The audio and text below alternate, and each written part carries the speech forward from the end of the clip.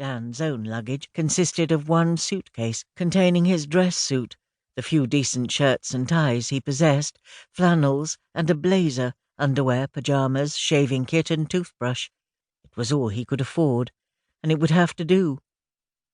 Dan himself had come down from Cambridge 2 years ago with a degree in modern languages, and, unwilling to follow his father into the diplomatic service, had taken a job as a reporter on the London Graphic.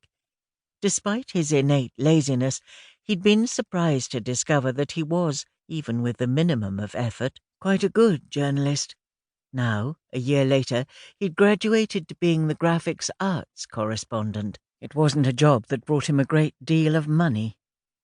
Dan contemplated the cows as they ripped up soft mouthfuls of cud, and wondered how much he would have to tip the Woodbourne House servants. That kind of thing could bleed a man dry, not a consideration which would worry Paul Latimer, but then nothing much worried Paul, favourite of the gods. The train gave a creak and chugged slowly into life. Dan rummaged in his pocket for his cigarettes. As he pulled them out, the stout matron sitting opposite raised her eyes from her knitting and gave him a reproving glance. He returned them to his pocket and glanced at his wristwatch. Only 10 more minutes till they reached Malton, where, his godmother had informed him, her niece Margaret would meet him. As the train slid into a tunnel, Dan contemplated his reflection in the carriage window. Aware of his own good looks since the age of 12, he'd yet to become bored by them. The face that looked back at him was handsome, the features nicely chiselled, the mouth sensitive and not too full, eyes blue and soulful. If the old bird hadn't been present, he might have practised his charming crooked grin, but he made do instead with passing his fingers through the waves of his thick blonde hair and giving his reflection a final admiring glance before the train slid back into sunlight. He hoped there would be a few decent girls at the house party. Dan was the only passenger to alight at Malton.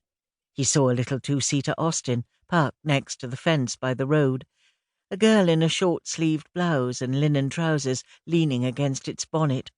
She waved when she saw Dan, and he carried his case over to the car. So, this was Meg. Neither Paul nor Diana had mentioned quite how attractive she was. She had long curling chestnut hair and dark eyes, flecked with green, delicately arched brows and lightly tanned skin, and a very pretty figure. His hopes had been fulfilled, at least one looker on the premises. "You must be Daniel. I'm Meg Slater," she said. Dan smiled and shook her hand. "Please, call me Dan. Good to meet you at last. I've heard a lot about you from Paul and Diana." "Nice things, I hope. Here, chuck your bag in the back." She got into the car and settled herself behind the wheel.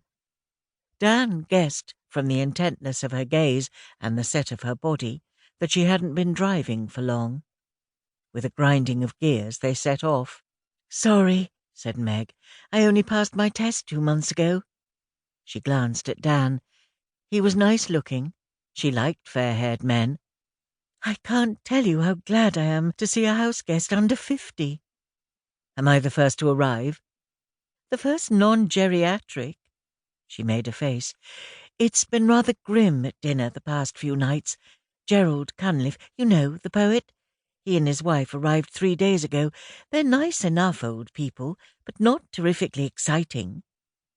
"When do the Latimers arrive?" asked Dan. "They should be here tomorrow. You and Paul were at school together, weren't you?" "He was a few years ahead of me. Very much a hero of mine when I was in the lower 5th. "I can imagine." She gave him another glance. "Isn't it funny we've never met? I've known Paul and Diana for the longest time. Di's bringing one of her friends along too, a girl called Eve Meyerson." "Really? I know her. She's a fellow journalist, works on the Daily Herald." Dan reflected that this might be a most interesting 10 days. He and Eve had already had more than a couple of flirtatious encounters in London. "And then there's some fellow called Charles Asher, one of Aunt Sonia's protégés. I've never met him." "So when did you come down?" 3 weeks ago."